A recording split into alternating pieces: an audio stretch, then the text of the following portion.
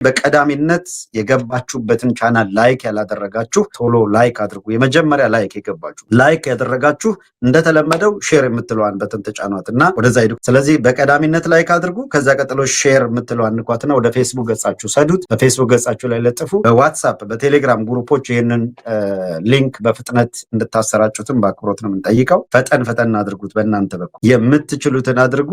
ከዚያም መረጃዎቻችን ላይ አተኩረን አነጋገራችንን እንቀጥላለን። በዛሬው ዕለታዊ አበይት ጉዳዮች 3 ነገር እንዳሰሳለን። ቀዳሚ የምናደርገው እጅግ አስደናቂው የግንባር ውሎ ይሆናል። ከዚያ ቀጥሎ የተደራዳሪው ፋኖ ጉዳይና የእስክንድር ነጋ ምላሽ ጋር ደግሞ የተገናኙ ጉዳዮች አሉ፣ እነሱን እናነሳለን። አድማጮች እንግዲህ በግንባር ውሎ ለዛሬ መዳሰስ ያለበት እጅግ ቁጣ የተቀላቀለበትና በአስደናቂ ሁኔታ ህዝቡን ከዳር እስከ ዳር ያንቀሳቀሰው በጎጃም ያለው የአማራ ህዝብ ትግል ነው። ጎጃም በጣም አብቦ ነው የዋለው። በጣም ከፍተኛ የሆነ የህዝብ ቁጣ አለ።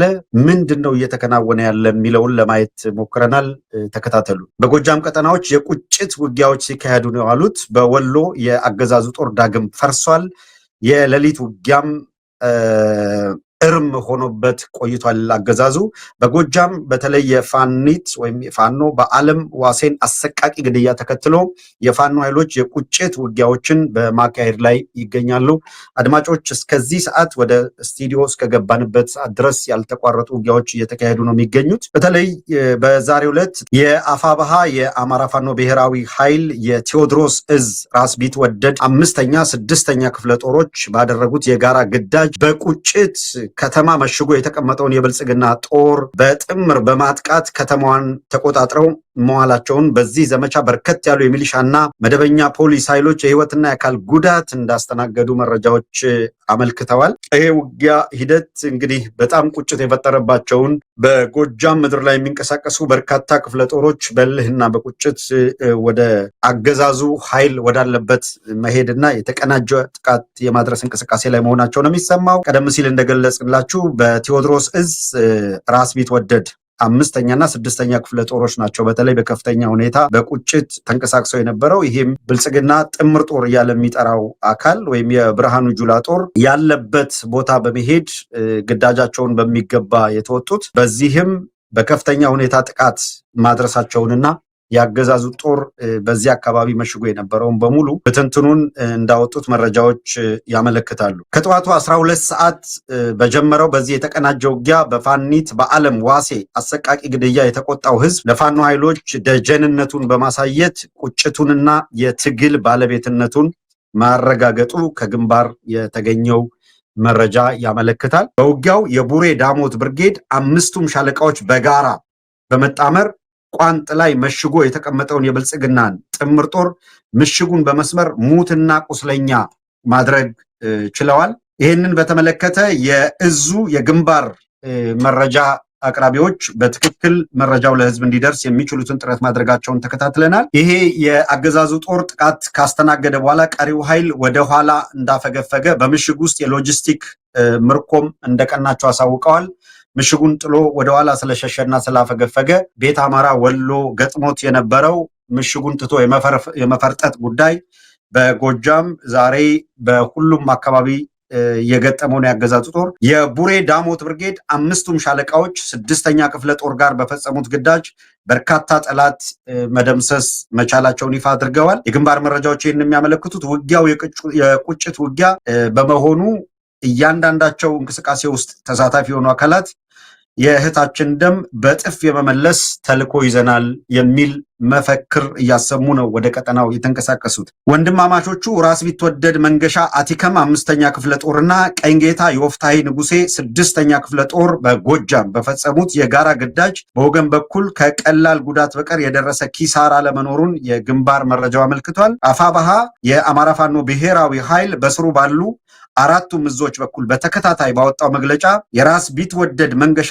አቲከም 5ኛ ክፍለ ጦር አባልና የኮማንዶ ሰልጣኝ የነበረችው ፋኒት በአለም ዋሴ በድንገተኛ የተኩስ ልውውጥ በአገዛዙ ሰራዊት ቆስላ ከተያዘች በኋላ የጦርነት ሕግ በማይፈቅደው መልኩ በአሰቃቂ ሁኔታ መገደሏን ለዚህም ደሟ በጥፍ እንደሚመለስ ማሳወቃቸው ትላንትም ከትላንት በስቲያም በነበረ ዘገባ መግለጻችን ይታወቃል። አድማጭ ተመልካቾች የዛሬው የጎጃሙ ውጊያ ቁጭት የወለደው ለፋኒት በዓለም ዋሴ መታሰቢያ ተደርጎ ነው የዋለው። ይህ በእንዲህ እንዳለ በወሎ ቤተ አማራ መነሻውን ቆቦ ከተማ ያደረገ ወደ ተኩለሽ አቅጣጫ በጀነራል መድፍ የታጀበው ውጊያ ዛሬም ለሁለተኛ ቀን ቀጥሎ ውሏል። በትላንትናው ዕለት በመድፍ የታገዘው ውጊያ የትኛው ቀጠናዎቹ ላይ በምን ሁኔታ እንዳነጣጠረ ስንገልጽ መቆየታችን የሚታወቅ ነው። በትላንቱ ውጊያ በከባድ መሳሪያ ለማጥቃት የሞከረው ያገዛዙ ጦር በፋኖ መልሶ ማጥቃትና የምሽት ውጊያ ክፉኛ መመታቱን የግንባር መረጃዎች ያመለክታሉ። በተለይም ከአመሻሽ ጀምሮ በነበረው ውጊያ ከባድ ዋጋ የከፈለው ያገዛዙ ጦር ዛሬ ከማለዳ ጀምሮ የመልሶ ማጥቃት እንቅስቃሴ እያደረገ ነው የዋለው። ያገዛዙ ጦር ከረፋዱ ጀምሮ በከፈተው ሁለተኛ ዙር ውጊያ ተከታታይ የጀነራል መድፍ ጥቃቶችን የፈጸመ ሲሆን በፋኖ ኃይሎች በኩል ሞርተር ጥቃት ምላሽ ሲሰጥ መዋሉን መረጃዎች ያመለክታሉ። እንግዲህ አድማጭ ተመልካቾች በአገዛዙ ጦር በኩል ረጅም ርቀት ረጅም ሬንጅ ሊሄድ የሚችል የመድፍ የሞርተር የዙ 23 የታንክ እነዚህ ሜካናይዝዶችን ይጠቀማል። የድሮን ቅኝት ያደርጋል። የአልፎ አልፎ በአየር ኃይል የሚደረግ በሄሊኮፕተር እና በሚግ የሚደረግ እንቅስቃሴም አለ።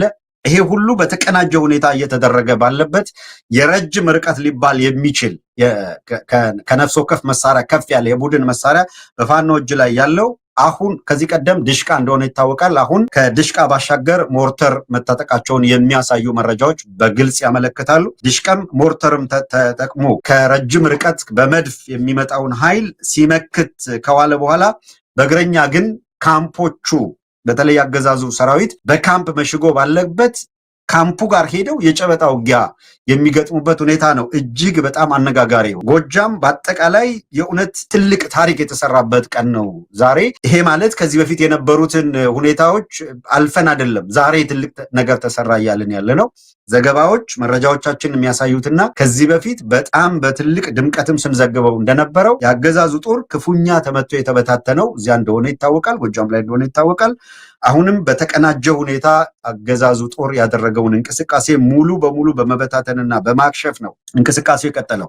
እንደ ግንባር መረጃው ማብራሪያ ከሰሞኑ በአፋር ሐራ በኩል ወደ ቆቦ በርካታ ያገዛዙ ጦር መግባቱን ተከትሎ የራያ ቆቦ ገዢ መሬት የሆኑ ቀጠናዎችን መልሶ ለመቆጣጠር ያለመ ውጊያ ያደረገ ቢሆንም አድማጮች ወደዚህ ስቱዲዮ ገብተን ይህንን ዘገባ ለእናንተ እስከምናደርስበት እስከዚህ ሰዓት አመሻሹን ጨምሮ ሁለተኛ ጊዜ በግራና በቀኝ ውጊያ ከፍተው ለመግፋት ሙከራ ያደረጉ ቢሆን አንዱም ነገር አልተሳካላቸው። በራያ ቆቦ ወረዳ በዋ ንጉስ ጋሌ፣ ጨፌ ሜዳና አማያ እንዲሁም እስከ ተኩለሽ መውጫ ድረስ ከፍተኛ የመድፍ ድብደባ ለሁለተኛ ቀን ሲፈጸም ውሏል። የመድፍ ድብደባዎች የግብር ይውጣ በተገኘው ቦታ የሚተኮሱ ስለሆኑ በአብዛኛው የሚወድቁት ጫካ ላይ፣ ተራራ ላይ፣ አልፎ አልፎ በመኖሪያ ቤቶች፣ መንደሮች፣ እነዚህ ትምህርት ቤቶች፣ ጤና ጣቢያዎች ወዘተረፈ ወደ እነዛ በመወርወር ህብረተሰቡን ሽብር ውስጥ ድንጋጤ ውስጥ መክተት ነው። ለዚህ እንደ ዋነኛ ምክንያት እያደረጉት ያለው ህብረተሰቡ ለፋኖ ደጀን ሆኗል፣ እሱ መጠቃት አለበት የሚል እንቅስቃሴ ነው የሚያደርጉት። ከሰሞኑ ስንገልጽላችሁ እንደነበረው ተመስገን ጥሩነህ በይፋ የአማራ ህዝብ ላይ በይፋ ነው ጦርነት ያወጀው፣ በይፋ ነው ህዝቡን ያዋረደና የሰደበው። ስለዚህ በጦርነቱ ሂደትም እነሱ ተላላኪ ነው ቅጥረኛ ነው ብለው እንደ ህዝብ የፈረጁትን ህዝብ ለማጥፋት ነው ጥረት እያደረጉ ያሉት። በአንጻሩ ደግሞ የአማራን ትግል እየመሩ ያሉ የፋኖ ኃይሎች ደግሞ ይሄንን ጥፋት የታወጀበትን ህዝብ ከውስጡ ወጣንም ያሉ፣ በሌላ በኩል ደግሞ ሙሉ በሙሉ ቀድሞም በፖለቲካ ዓላማቸው መጥፋት አለበት ብለው የአማራ ህዝብን የተነሱ አካላት የሚያደርጉትን ይሄንን በጣም አሰቃቂ የሆነ ኦፕሬሽን ለመግታት የሚደረግ ጥረት የህልውና ትግል ነው። ለዓለም አቀፍ ማህበረሰቡም ተደጋግሞ እየተነገረ ያለው ይሄ ነው። አገዛዙ አሁንም በአገሪቷ በጀት የሚገዛውን ከባድ መሳሪያ ሁሉ ተጠቅሞ በሚችለው መልኩ ዘመቻውን አጠናክሯል። ድብደባው የተፈጸመው የውጊያ ቀጠናዎች ላይ የፋኖ ኃይሎች መጠነኛ በተፈጸመበት ቦታ ላይ መጠነኛ ጉዳት ከማስተናገዳቸው ውጪ በሁለተኛ ቀን ውሎ ያገዛዙ ሰራዊት ከፍ ያለ ጉዳት እንዳስተናገደ፣ ጉዳቱ የበረታባቸው ወደ ወልዲያ ሪፈራል ሆስፒታል እንደተወሰዱ ዘጋቢዎቻችን ከግንባር ያደረሱን መረጃ ያሳያል። በትላንትና ሁለት አድማጮች ሰፋ አድርገን ስንዘግብ እንደነበረው የጎንደር ሪፈራል ሆስፒታል የብርሃኑ ጁላ ሰራዊት ሞልቶታል። ሲቪሊያን መታከም የሚቸገሩበት ሁኔታ እስከሚፈጠር በየአካባቢው ላይ ያሉ ጤና ጣቢያዎች ቅድሚያ ለወታደር ስጡ እየተባለ የብርሃኑ ጁላ ቁስለኞች ናቸው ወደዛ እየሄዱ ያሉት። በነገራችን ላይ ከዚህ ቀደም አጋርተናቸው የነበረው ትክክለኛ መከላከያ በሚባለው ተቋም ውስጥ ከዚያው ተቋም የተገኘ መረጃ እንደሚያሳየው አብይ አህመድ ቁስለኛ አትሰብስቡ በሚል ነበር። ይሄ በቀዳሚው ሰሜን ጦርነት ትግራይ፣ አማራና አፋር ላይ በተደረገበት ጊዜ የወሰዱትን እርምጃና ታክቲክ እዚህም ደግመው ቁስለኛ አትሰብስቡ የሚል አገሪቷ ለቁስለኛ ማለት ወታደራዊ ቁስለኞች በውትድርና ውስጥ የቆሰሉ አካላት እንደምታውቁት ጡረታ ነው። ስለዚህ እኛ ጡረተኛን ማስተናገድ ወይም መቀለብ አንችልም ነው እያሉ ያሉት በግልጽ በሆነ መንገድ አንችልም። ስለዚህ ለጡረተኞች መክፈል ስለማንችል ጡረተኛ አታምጡ። ያ ማለት ቁስለኞች በተረሸኑ ቁጥር ደስተኞች ናቸው። ለዚህም ነው አንዳንድ ፖለቲካውን በቅጡ የሚገነዘቡ የሚያዩና ሁኔታውን የሚረዱ አካላት ዓለም አቀፍ ሕግን መሰረት አድርገው ቁስለኞቻቸውን በተለይ ማከም በሚቻል ደረጃ በሰብአዊነት ካከሙ በኋላ በፍጥነት ቁስለኞቹን በቀይ መስቀል በኩል ማስረከብ፣ ቁስለኞቹን ይዞ እየመገቡ መቆየት አይገባም የሚለውን ለማንሳት በመረጃ ላይ እናተኩር። አሁንም ተጨማሪ ወታደራዊ መረጃን በተመለከተ ጥቂት ነገር እንበላችሁ። በአማራ ምድር በርካታ የአየር ወለድና ኮማንዶ አባላቱን ያስጨረሰው አገዛዙ በዛሬው ዕለት በሌተናል ጀነራል ሹማ አብደታ መሪነት በልዩ ዘመቻ እዝ ማሰልጠኛ ማዕከል በመገኘት የኮማንዶ ስልጠና ማስጀመሩ ይታወቃል። የልዩ ዘመቻዎች እዝ አዛዥ ሌተናል ጀነራል ሹማ አብደታ ባለፉት 3 ወራት ብቻ የእዙን 1/3 የሚሆን የኮማንዶ በሸዋና በወሎ ቤተ አማራ ምድር በውጊያ ማስጨረሱ ወታደራዊ መረጃዎች ያመለክታሉ። የአሁኑ ሰልጣኞች ጀነራሉ የሚመራው የአየር ወለድ ኮማንዶ እዝ ያጋጠመውን የሰው ኃይል ክፍተት ለመሙላት ያለመው እንደሆነም ጠቁመዋል። በብልጽግናው አገዛዝ የመከላከያ ግምገማ ሰነድ መሰረት ኩብለላ የስርዓቱ አደጋ ሆኖ የተቀመጠ ሲሆን ዋነኛ ኮብላይ ያለበት እዝ የአየር ወለድና ኮማንዶ አባላት ሲሆኑ አብዛኞቹ ከበላዮቻቸው ስምሪት ወጥተው ፋኖን ይቀላቀላሉ አሊያም በግል የጥበቃ ስራ ራሳቸውን ሸሽገው ይሰማራሉ። ይህንን በግምገማ ያረጋገጡት ነው።